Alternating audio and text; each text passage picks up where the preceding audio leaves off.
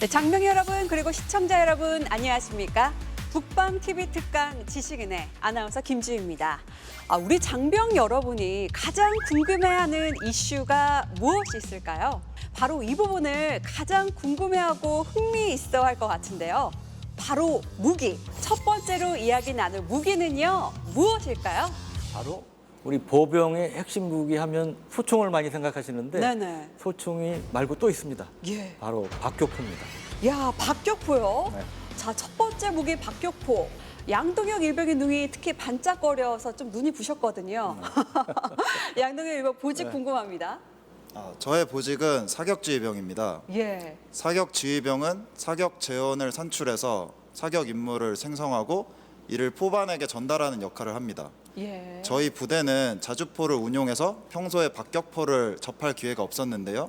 오늘 박격포에 대해 알려주신다고 하니 굉장히 기대가 큽니다. 예, 사격 지휘병, 기본적으로 포에 대한 지식은 많이 있을 것 같은 느낌이에요. 자, 그리고 최지수 중위님은 평소 박격포에 대해서 관심이 있으셨나요? 어떠셨나요?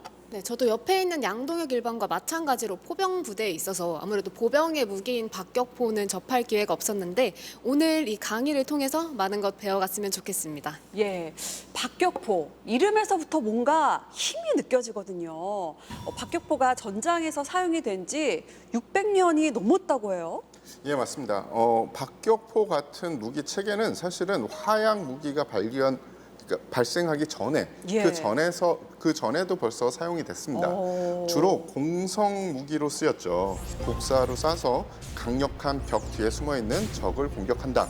그런 아이디어는 이전부터 있었는데 15세기 들어서 저렇게 화약 무기를 쓰는 본격적인 박격포가 나오게 됐죠. 그때 당시는 사실은 화약 기술이나 아니면 전체적인 재료 기술이 그렇게 발달하지 못해서 박격포 자체가 너무 크고 무거웠어요. 근데 17세기가 들어서면서 화약 기술도 발달하고 재료과학 기술도 발달하면서 박격포가 점점 소형화돼서 오늘날에 보는 것처럼 휴대용 박격포를 군에서 운용하게 됐습니다. 박격포의 가장 큰 특징은 그리고 조금 전에 역시 포병이구나라고 느낀 건 박격포는 보병의 무기입니다. 이렇게 딱 찍어주셨잖아요. 맞습니다. 보병 소부대가 사용할 수 있는 가장 강력한 화력이 바로 박격포고요. 지금도 그리고 앞으로도 보병 부대가 부대에 이동을 하면서 계속 투사할 수 있는 가장 강력하고 효과적인 무기가 바로 박격포일 겁니다. 예, 박격포의 역사에 대해서 잘 들어보니까 무기에 대해서 조금 더 알아가는 그런 기분이 들고 있습니다. 근데 이 박격포가요, 2001년 이후에 미군의 테러와의 전쟁 중에 미군에 많은 사상자를 낸 무기라고 들었어요. 네. 그 2001년 아시다시피 9월 달에 9.11 예. 그 너무나 안타까운 비극적인 사건이 있었는데 네네. 그 뒤에 이제 아시다시피 아프가니스탄 전쟁 그리고 이라크전이 이어졌죠. 그런데 아프가니스탄 전쟁하고 이라크전에서 사실은 미군들이 가장 많은 피해를 입은 거는 IED라고 부르는 급적 폭발물입니다. 그러니까 일반 포탄이라든지 이런 걸 활용해서 사제 폭발물을 이제 우리가 이제 IED라고 이제 표현하는데 그거에 의해서 사실은 많은 피해를 입힌 것 중에 하나가 바로 이 박격포입니다. 우리 태 기자께서 잘 설명을 해주셨지만 박격포는 굉장히 고도의 운반 수단이라든지 이런 거 필요 없이 특히 아프가니스탄 산악지형 아닙니까?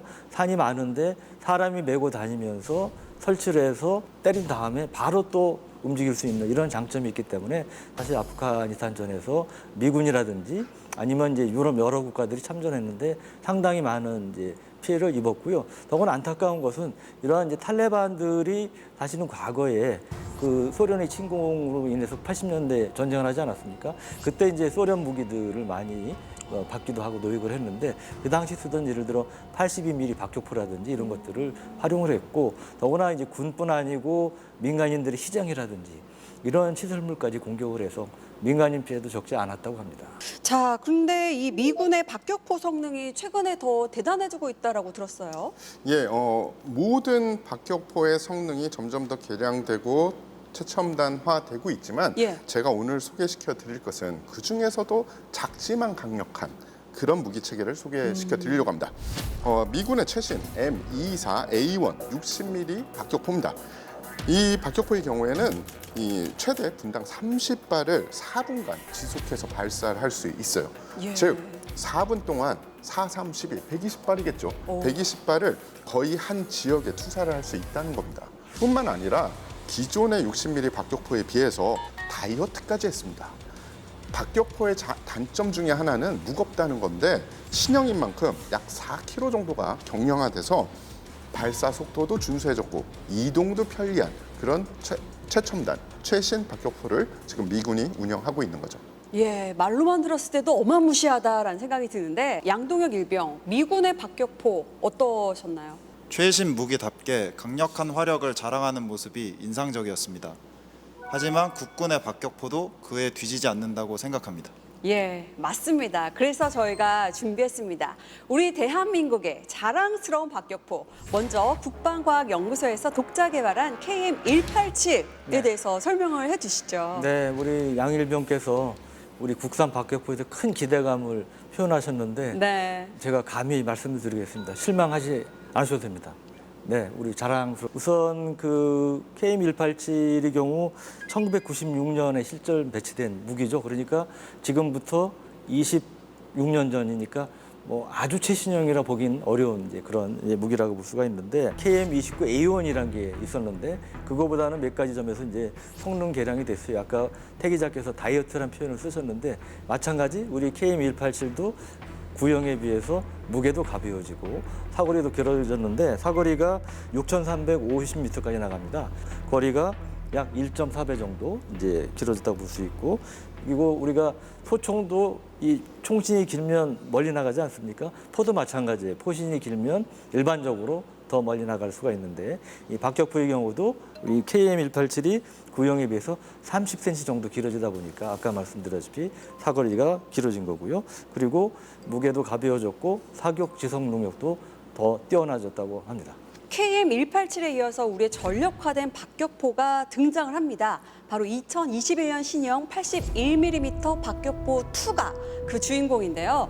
자, 81mm 박격포 2는 어떤 박격포인가요? 네, 우리가 보통 무기 체계 중에 이제 2가 붙으면 네. 전에보다는 확실히 업그레이드된 그쵸. 신형을 의미하는 겁니다. 예. 이게 이제 상식적인 얘기고요. 이 박격포 특징 중에 하나는 우리 81mm 박격포 무게가 얼마 되는지 아세요 혹시? 무려 42kg입니다. 근데 이거를 물론 혼자서 다 들고 다니는 건 아니지만 분해해서 들고 다녔어요. 그러니까 얼마나 힘들었겠습니까? 예. 그래서 군에서 가장 기피하는 보직 중에 하나가 바로 81mm 박격포병이다. 아마 우리 양일병께서도 군에 입대하기 전에 그 얘기는 들으셨을 것 같은데요. 예, 그래서 그렇죠. 예, 그래서 그런 면에서 굉장히 힘든 그런 보직이었는데 이 박격포 2가 등장함으로써 그런 걸 많이 불식시켰다. 왜? 차량으로 운반하게끔 그렇게 만들어졌기 때문에 전원보다 개선된 이런 거고요. 그래서 장병들이 덜 힘들게 해주고 또 이제 운반하다 보면 이제 부상을 당할 수도 있잖아요. 예. 그러니까 이제 그런 위험도도 이제 낮춰주는 이제 그런 장점이 있었고요. 그리고 이 81mm 박격포 2는 또 세계에서 처음으로 도입하는 이런 시스템도 있어요. 그게 뭐냐면 그 표적 자동으로 표적을 획득하고 그다음에 이제 표적 정보를 데이터 처리하고 그리고 사격 지원을 자동으로 산출하는 이러한 디지털 첨단 기술을 활용한 이런 박격포인데 거의 세계 최초 사례로 우리가 주목을 받고 있고요. 그리고 박격포의 중요한 부분 중에 하나는 우리가 가급적 빨리 설치해서 빨리 쏠 수가 있어야 되지 않겠습니까? 실전에선. 그리고 과거의 경우는 사격 준비 시간이 6분이었는데 이 2의 경우는 이제 3분으로 그러니까 절반으로 이제 줄어든 그런 이제 장점이 있고 특히 이제 말씀하신 그 차량으로 운반하는 동안 했지만 결국 또 사람이 만져야 되는 부분이 있겠죠. 근데 무게도 20%가 줄었기 때문에 우리 장병들이 좀 고생을 좀 덜어주는 이제 그런 장점도 있습니다. 예, 뭐 얘기를 들어보니까 정말 2라는 이름이 붙은 만큼 많은 부분에서 업그레이드가 됐네요. 두 분, 박격포에 대해서 더 알고 싶은 사항이 있으실까요? 저는 지금까지 다른 나라의 박격포 그리고 대한민국의 박격포를 봤으니까 북한의 박격포가 또 궁금합니다. 네. 그 북한군 같은 경우는 사실 우리 한국군보다 더 큰 구경의 박격포를 운영을 해왔습니다. 과거 이제 북한의 경우도 구소련의 무기를 이제 많이 받지 않았습니까? 그런데 소련의 경우는 최대 240mm 박격포까지 있어요. 그러니까 그 서방 세계의 웬만한 대포보다 곡사포보다 더 큰 박격포를 지금도 운영을 하고 있고 그에 앞서서 이제 120mm 박격포를 주력으로 활용하고 있는데 그러니까 우리 한국군의 경우는 그동안 쓴 게 60mm, 81mm 그리고 가장 큰 게 107mm 박격포였는데 북한군의 경우는 구소련의 영향을 받아서 120mm 박격포까지 계속 사용을 해왔고 그런 점에서 이제 구경이나 화력은 우리보다 좀 더 큰 점은 있는데요. 다만 아까 말씀드린 정확도, 이 북한의 박격포는 우리처럼 계속 업그레이드되지 않은 것으로 알려져 있기 때문에 그런 정확도라든지 이런 효율성 면에서는 우리보다 뒤떨어지는 것으로 얘기를 할 수 있겠습니다. 예.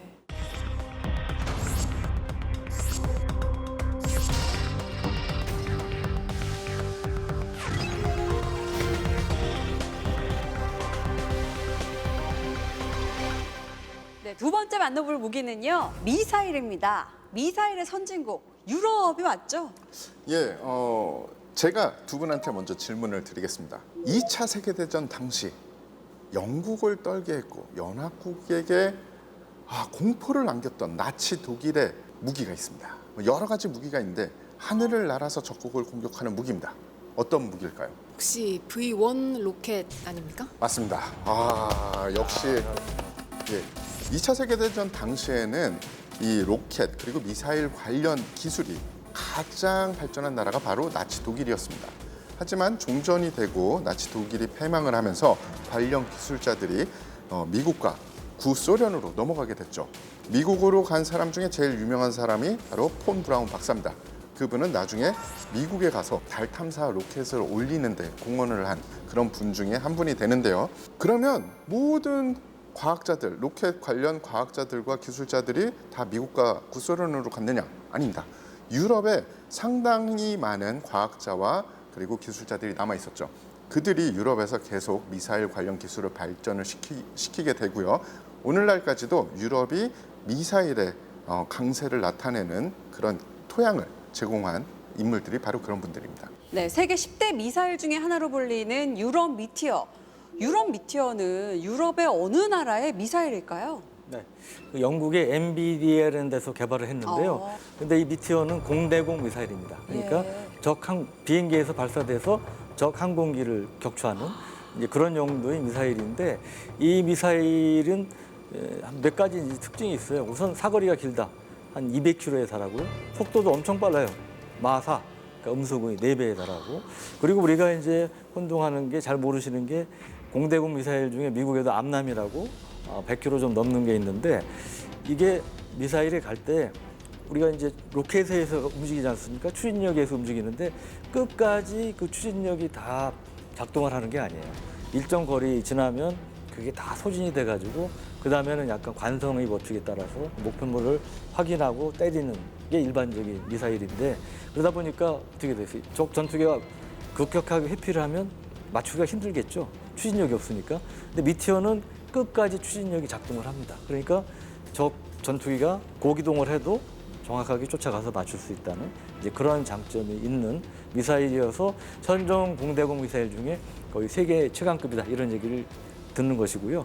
그리고 이제 이게 사실 우리하고도 상당히 인연이 많은 게 얼마 전에 우리 첫 국산 전투기 뭐죠? KF-21 보라매라고 알고 있습니다. 네, 맞습니다. 예. 야. KF-21 보라매가 착수 21년 만에 첫 비행에 성공해서 전 국민이 아주 환호를 했었는데 이 첫 비행을 할 때 원래는 미사일 잘 안 달고 해요, 사실은. 바퀴도 그리고 안 집어넣고 그냥 이 집어넣었다가 안 빠지면 안 되잖아요. 그러니까 일단 내놓고 하는데 미티어 미사일 4발을 이 동체 밑에 달고 비행을 했습니다. 그리고 앞으로 이 KF-21이 미티어 미사일을 이제 중거리 공대공 미사일로 당분간은 계속 활용할 것이기 때문에 우리한테도 상당히 의미가 있는 것이죠. 지금까지 유럽의 미사일에 대해서 많은 지식을 주셨는데 또 군사적으로 세계 최강의 국가인 미국의 미사일에 대해서 설명을 듣고 싶습니다. 야, 미국 미사일 왠지 또 궁금해지는데 설명을 더 해주시죠. 예, 미국은 사실은 미사일을 정말 많이 만드는 국가 중에 하나입니다. 그래서 예. 도대체 어떤 거를 뽑아서 말씀을 드려야 되나? 그래서 제가 간추린 결과 바로 다크 이글이라는 미사일입니다. 미국이 아주 미사일 강국임에도 불구하고 중국과 이 러시아가 성공했던 극초음속 미사일 발사 시험에 몇 번을 실패를 했어요. 그 난고의 시간 끝에 시험 발사에 성공하고 이제 전력화를 눈앞에 둔 미사일이 바로 이 다크 이글이라는 미사일이고요. 심지어 이 미사일은 전력화만 안 됐다 뿐이지 전용 발사 차량까지 독일에 전개한 제56 포병 사령부에 배치가 벌써 돼 있습니다. 앞으로 미국의 이 전략적인 이 정밀 타격을 할 수 있는 미사일이 아마 이 다크 이글이 아닐까 싶습니다. 예. 자, 유럽에 이어서 미국의 최첨단 미사일에 대해서 알아봤는데요. 자, 그렇다면 우리의 미사일, 대한민국 국군의 미사일에 대해서 함께 알아보죠. 최지수 중위님, 이 대한민국의 미사일 종류가 얼만큼 있는지 알고 계시나요? 제가 미사일에는 자신이 없어서 현궁, 현무 뭐 이런 것 정도만 알고 있습니다. 많이 알려주셨으면 좋겠습니다. 예, 어떤가요, 기자님? 우리도 상당히 다양한 미사일을 갖고 있어요. 그러니까 네. 미사일도 이 어떤 표적을 갖고 있느냐에 따라 다른데, 예를 들어 지대지 미사일 같은 경우는 아까 말씀하신 현무, 또 현무도 현무2 탄도 미사일이 있고 현무3 순항 미사일이 있어요. 그리고 해성이라는 불리는 대함 미사일도 있고, 그다음에 보병이 쓰는 미사일 중에 아까 말씀하신 현궁 대전차 미사일도 있고, 우리가 생각보다 정말 다양한 미사일을 갖고 있습니다. 예를 들면 지대지 미사일 중에 언론에 이제 많이 보도가 됐는데 현무4라는 거 혹시 들어보셨나요? 예. 세계적으로 유례가 없는 엄청난 탄도 중량. 이 탄도 중량은 비밀이어서 저도 잘 알 수도 없고, 오. 예, 알아도 말씀드리기 어려운데 네. 언론 보도에 따르면 뭐 한 8톤까지도 된다, 뭐 이런 얘기도 나오는데 정말 세계적으로 유례를 찾기 힘든 이제 그런 정도의 탄도 중량을 자랑하는 정말 괴물 미사일인데, 그런 것도 우리가 만들어서 이미 배치를 하고 있는 것으로 알려지고 있습니다. 참고로 우리가 갖고 있는 이러한 탄도하고 지대지 순항 미사일 합치면 우리도 적지 않다고 그래요. 북한이 한 1,300발 갖고 있다고 그러는데 우리도 거의 이제 한 1,000발 가까이 갖고 있고, 앞으로 또 그 양을 더 늘린다고 합니다. 예. 자, 지금까지 미사일에 대해서 함께 알아봤습니다. 우리 최지수 중위와 양동혁 일병, 아직 풀리지 않은 궁금증이 있다 하시면 또 질문해 주시죠. 미사일 추진체는 어떻게 정하는지 궁금합니다. 예, 미사일 추진체는 크게 액체와 고체로 나뉩니다. 그 액체와 고체 모두 다 장점과 단점이 있는데요. 보통 무기급에는 고체를 많이 쓰는 편이에요. 왜냐하면 액체는 우리가 발사하기 직전에 주입한다든지 아니면은 뭐 준비하는 그런 기간이나 아니면은 과정이 좀 많이 필요합니다. 하지만 고체는 그런 과정이 굉장히 단순하죠. 그래서 무기 체계급은 고체를 많이 쓰는데 그렇다고 액체를 아예 안 쓰는 것도 아니에요. 하지만 고체와 액체를 쓰지만 장단점이 있다, 이렇게 말씀드릴 수가 있습니다.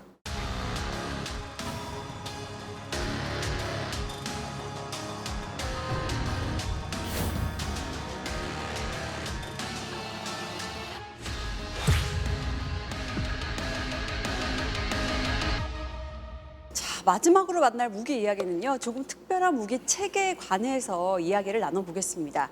얼마 전에 일본 자위대 소속의 저격수들의 야간 훈련 장면이 공개가 됐는데요. 특이한 헬멧을 쓰고 있어서 굉장히 화제가 됐어요. 자, 이 특이한 헬멧의 정체는 과연 무엇일까요? 네, 이거 사진에서 보시다시피 네. 이게 보면 그 야시경을 장착할 수 있는 천 재질이 이러한 이제 헬멧을 쓰고 있어서 눈길을 끌었는데요. 보통 방탄 헬멧의 경우는 통기도 잘 안 되고 네네. 무겁지 않습니까? 그래서 이제 이런 일본 자위대가 쓰고 등장한 것이 장점이 있다.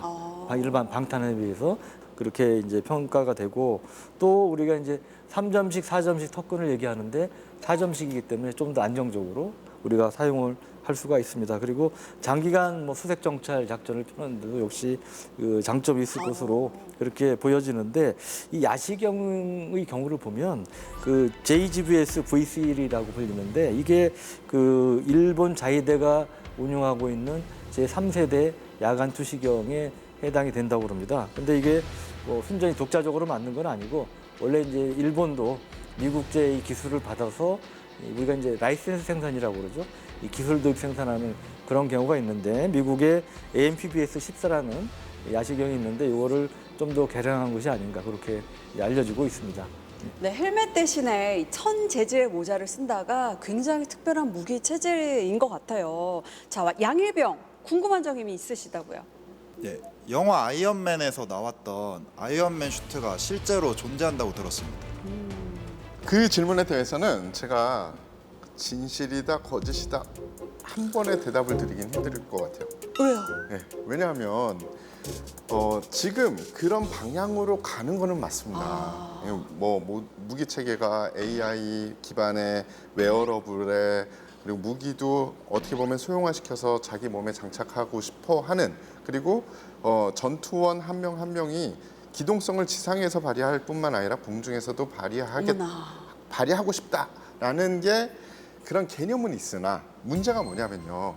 2000년도 초반부터 미군은 미래 전쟁에 대해서 어떻게 이야기를 했냐 하면 앞으로는 배터리와의 전쟁이다라고 이야기를 했습니다. 아이언맨의 수트를 만드는데 어떻게 보면 많은 어려움이 있겠지만 가장 큰 어려움 중에 하나는 동력원을 그렇게 소형으로 만들 수 있느냐 없느냐입니다. 그러니까 뭐 지금 가장 그 아이언맨 수트에서 제일 큰 동력원은 어떻게 보면 가슴에 있는 원자로겠죠. 소형 원자로인데 그런 것을 우리가 상용시켜서 지금 군용으로 쓸 수 있는 그런 단계까지 와 있지는 사실은 아니고요. 예. 하지만 미래에는 가능할 수 있지 않을까 싶은데요. 앞으로 50년 안에는 조금 힘들지 않을까. 하지만 50년 이후에는 군용으로 쓸 수도 있다라고 생각을 합니다.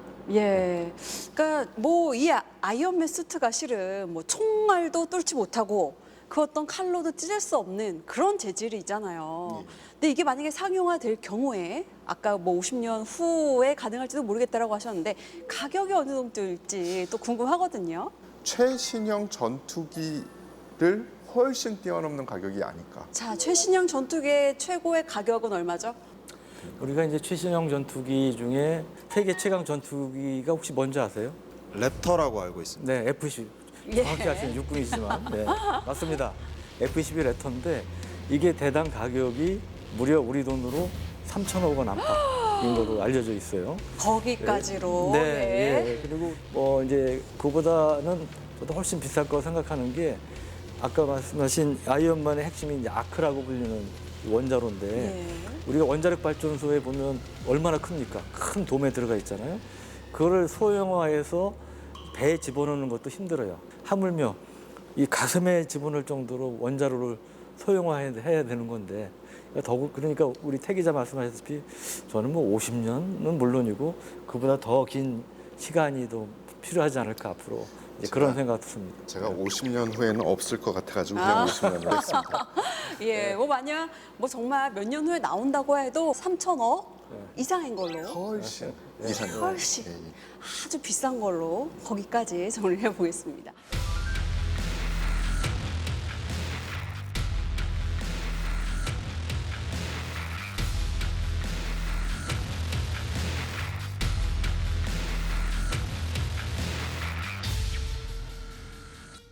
네, 국방TV 특강 지식인 세계 최첨단 무기 일부 어느덧 마칠 시간인데요. 자, 무기에 대해서 사실 저는 좀 잘 몰랐는데 정말 많이 배울 수 있었던 그런 시간 같습니다. 두 기자님은 어떠셨나요? 저도 사실 어릴 때부터 이 무게에 관심이 있어가지고 이른바 이제 구력은 한 40년 이상이 된 셈인데 그래도 오늘 저는 두 분 우리 현역 계신 두 분이 정말 예리한 질문을 해주셔서 놀랐고 저도 아주 많이 배운 유익한 자리였습니다. 예. 예, 저 역시 같은 생각이고요. 와가지고 이제 질문해 주시는 거 그리고 이 답변을 하면서도 느끼는 것도 많았고요. 그리고 이 선배님이 말씀해 주시는 점에서도 굉장히 많은 것을 배울 수 있는 아주 좋은 자리였습니다. 예. 뭐 지식인을 실제 참여를 해본 우리 최지수 중위와 양일병의 소감도 궁금합니다. 어떠셨나요? 네, 포병부대 장교로서 이렇게 TV 특강 지식인 나오게 되어서 정말 영광이었습니다. 저는 태상호, 유영원 군사 전문 기자님들로부터 전문적인 군사 지식을 배울 수 있어서 정말 뜻깊었고 이제 부대로 돌아가서 저의 이제 주특기를 잘 연마해서 이제 국방력을 키우는데 조금이나마 일조하고 싶습니다. 감사합니다. 예. 오늘 두 분 함께 해주셔서 너무나도 감사했고 든든했던 시간이었습니다. 저는요, 세계 최첨단 무기 2부 시간으로 다시 찾아뵙겠습니다. 함께 해주신 장병 여러분 그리고 시청자 여러분 감사합니다.